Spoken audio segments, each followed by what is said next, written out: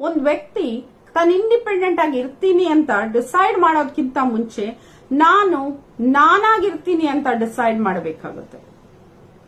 ತಾನು ತಗೊಳ್ಳೋ ಡಿಸಿಷನ್ ತನಗೆ ಸರಿ ಅನ್ಸಿದ್ರೆ ಅದಕ್ಕೆ ಮುಂದೆ ಹೆಜ್ಜೆ ಇಟ್ಟು ಹೋಗ್ಬೇಕಾಗತ್ತೆ.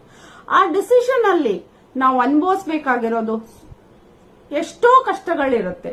ಅದನ್ನೆಲ್ಲ ಸಹಿಸೋ ಧೈರ್ಯ ಮತ್ತೆ ತಾಕತ್ತು ನಮ್ಮಲ್ಲಿದ್ರೆ ನಾವು ಆ ಹೆಜ್ಜೆನ ಇಡಬೇಕು.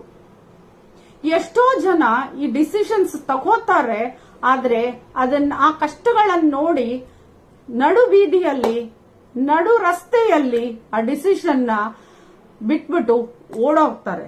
ಅದಕ್ಕೆ ಹೇಳಿ ಅಂತಾರೆ.